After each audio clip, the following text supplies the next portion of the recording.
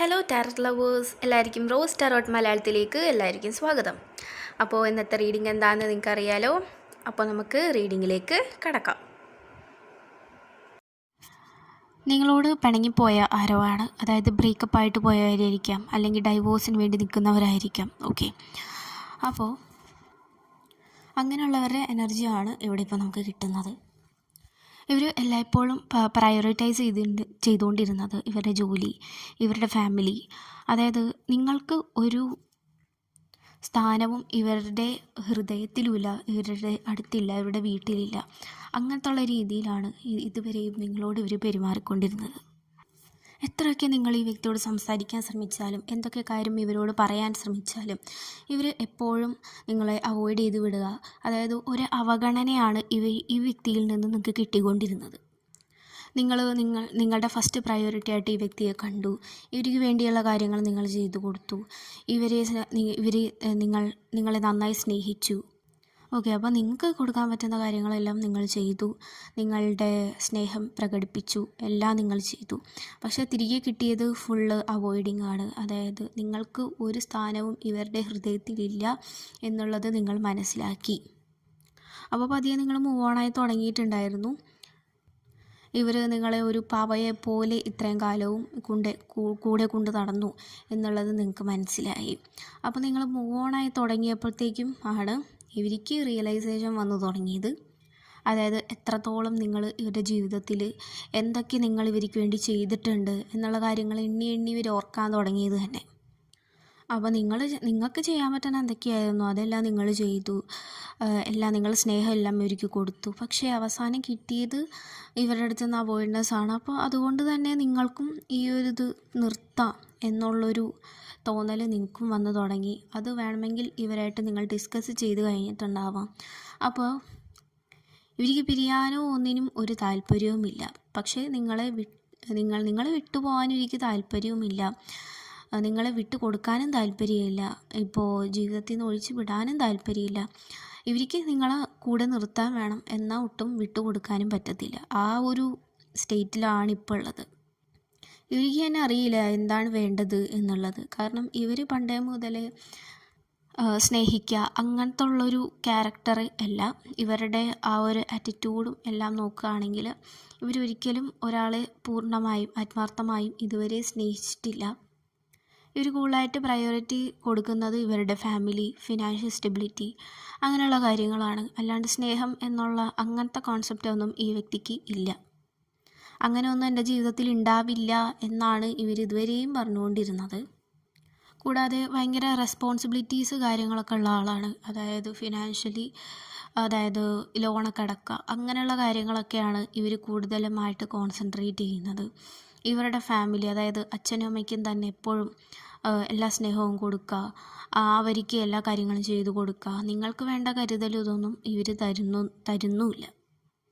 അപ്പോൾ ജീവിതത്തിൽ നിന്നും ഇങ്ങനെ നല്ലൊരു സമാധാനവും സന്തോഷവും തന്നുകൊണ്ടിരുന്ന നിങ്ങൾ പെട്ടെന്ന് ഇവരുടെ ജീവിതത്തിൽ നിന്ന് പോകുന്നു എന്ന് കേട്ടപ്പോഴത്തേക്കും ഇവർക്കുണ്ടായ ആ ഒരു സങ്കടവും വിഷമവും ഇപ്പോഴും ഉണ്ട്. സങ്കടവും വിഷമവുമാണ് അത്. അപ്പോൾ നിങ്ങളോട് ഞാൻ നേരത്തെ പറഞ്ഞതുപോലെ തന്നെ നിങ്ങളെ വിട്ട് കളയാനും എനിക്ക് സാധിക്കുന്നില്ല, എന്നാൽ കൂടെ നിർത്തണോ അതും എനിക്കറിയില്ല. മൊത്തത്തിലൊരു കൺഫ്യൂസ്ഡ് സ്റ്റേറ്റിലാണ് ഇവരുള്ളത്. കൂടാതെ ഏതോ ഒരാൾ ഇവരോട് പറയുന്നുണ്ട്, അതായത് ലവിലൊന്നും വലിയ കാര്യമില്ല, ഫുൾ പണത്തിലാണ് കാര്യം. ആ ഒരു രീതിയിൽ ഇവരെ വഴി തിരിച്ചു വിടാനായിട്ട് ആരോ ശ്രമിക്കുന്നുണ്ട്.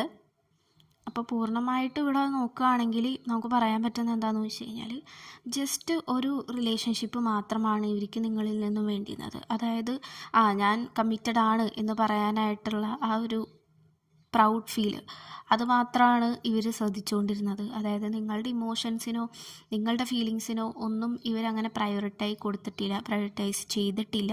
അതായത് അതിനൊന്നും ഇമ്പോർട്ടൻസ് ഇവർ കൊടുക്കുന്നില്ല എന്നുള്ളതാണ്. പക്ഷേ ഉള്ളിൻ്റെ ഉള്ളിൽ ഇവർക്ക് തന്നെ അറിയാം നിങ്ങളില്ലാണ്ട് ഇവർക്ക് ജീവിക്കാനും പറ്റില്ല. അങ്ങനത്തെ ഒരു കൺഫ്യൂസ്ഡ് ആണോ അറിയില്ല, മൊത്തത്തിലൊരു തകിടം മറിഞ്ഞ് നിൽക്കുന്ന ഒരു സ്റ്റേറ്റിലാണ് ഇവരിപ്പോൾ ഉള്ളത്. എന്താണ് ചൂസ് ചെയ്യേണ്ടതെന്നോ എന്താണ് വേണ്ടതെന്നോ മുന്നോട്ടിനി എങ്ങനെയൊക്കെയാണ് ഒന്നും ഇവർക്ക് തീരുമാനിക്കാനേ സാധിക്കുന്നില്ല.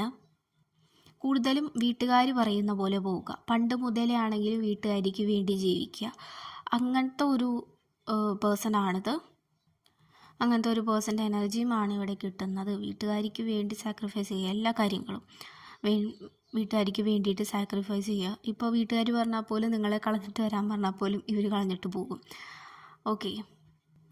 അപ്പോൾ ഉള്ളിൻ്റെ ഉള്ളിൽ ഇവർക്ക് നിങ്ങളോട് സ്നേഹം ഉണ്ടെങ്കിൽ പോലും അത് തുറന്ന് പറയാനായിട്ടുള്ള ഒരു കരുത്തോ അങ്ങനെ ഒന്നും ഇവർക്കില്ല. ഇത്രയും നിങ്ങളെ ബുദ്ധിമുട്ടിച്ചിട്ട് ഇനിയും എങ്ങനെയാണ് ഞാൻ ചെന്ന് കയറുന്നത്, അങ്ങനെയൊക്കെ. അതായത് ഒരു ഈഗോ എഫക്റ്റാണ് ഇവിടെ ഉള്ളത്. ഈഗോ പിടിച്ച് നിൽക്കുക. പിന്നെ അതേപോലെ തന്നെ ഞാനങ്ങനെ വന്ന് പറഞ്ഞാൽ എൻ്റെ വില പോകൂലേ? നിങ്ങൾ പോകുന്നതിന് അവർക്ക് കുഴപ്പമില്ല. പക്ഷേ അവരുടെ ഉള്ളിൽ ഈ ഫീലിങ്സ് ഇവർക്ക് തുറന്ന് പറയാനായിട്ടും ഇവർക്ക് സാധിക്കുന്നില്ല. ഓക്കെ. നിങ്ങൾ വേണമെങ്കിൽ ഈ വ്യക്തി ഇന്ന് മാറും നാളെ മാറും എന്ന് പറഞ്ഞ് നിങ്ങൾ കുറേ കാലമായിട്ട് വെയിറ്റ് ചെയ്ത് നിൽക്കുന്നുണ്ടാവാം. നിങ്ങൾക്ക് പല രീതിയിലുള്ള ഓപ്പർച്യൂണിറ്റീസ് കാര്യങ്ങൾ വരുന്നുണ്ടാവാം. പല രീതിയിലുള്ള പ്രപ്പോസൽസ് നിങ്ങൾക്ക് വരുന്നുണ്ടാവാം. ഇതൊന്നും അക്സെപ്റ്റ് ചെയ്യാനായിട്ട് നിങ്ങൾക്കും സാധിക്കുന്നില്ല എന്നുള്ളതാണ്. അപ്പോൾ ഇവർ തിരികെ നിങ്ങളിലേക്ക് പൂർണ്ണമായി വരുമെന്നും നമുക്കിവിടെ പറയാനായിട്ട് സാധിക്കില്ല. കാരണം ഇങ്ങനെയാണ് ഈ ഒരു വ്യക്തി. കാരണം വീട്ടുകാർക്ക് പ്രയോറിറ്റൈസ് കൊടുക്കുക, അതായത് അവർക്ക് മാത്രം ഇമ്പോർട്ടൻസ് കൊടുക്കുക. പുള്ളിയുടെ പ്രയോറിറ്റി എന്ന് പറഞ്ഞാൽ വീട്ടുകാരാണ്. ഓക്കെ, പുള്ളിയുടെ ജോലിയാണ്, അങ്ങനെയുള്ള കാര്യങ്ങളാണ്. പക്ഷേ നിങ്ങൾ ഒരു സൈഡ് എന്താ പറയുക, അത്ര ഇമ്പോർട്ടൻ്റ് ഇല്ല. ഹൃദയത്തിലാണെങ്കിലും നിങ്ങൾക്കൊരു സ്ഥാനമില്ല. ഓക്കെ, ജസ്റ്റ് കൂടെ ഒരാൾ, അങ്ങനെയാണ് ഇവർ കൺസിഡർ ചെയ്യുന്നതും. പക്ഷേ ഇവർക്ക് ഉള്ളിൽ ഫീലിങ്സ് ഉണ്ട്. അത് ഇവർക്ക് പുറത്തേക്ക് എടുക്കാനായിട്ട് സാധിക്കുന്നില്ല. ഓക്കെ, അത് അവർ അടച്ചവിടെ വെക്കുകയാണ് ചെയ്യുന്നത്. ഇപ്പോൾ എന്തൊക്കെയായാൽ പോലും ഇതൊന്ന് ബ്രേക്കപ്പ് ആക്കണോ, പൂർണ്ണമായിട്ടും ബ്രേക്കപ്പ് ആവണോ?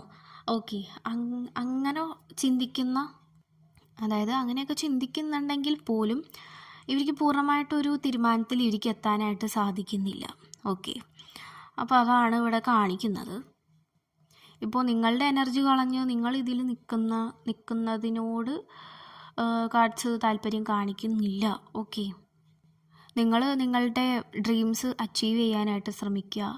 അതായത് നിങ്ങൾക്ക് എന്തെങ്കിലും ആഗ്രഹങ്ങളൊക്കെ ഉണ്ടെങ്കിൽ അതൊക്കെ സാധിക്കാനായിട്ട് നിങ്ങൾ ശ്രമിക്കുക. ഈ വ്യക്തിയെ ചേസ് ചെയ്യുന്നതിൽ വലിയ കാര്യമില്ല എന്നുള്ളത് തന്നെയാണ്.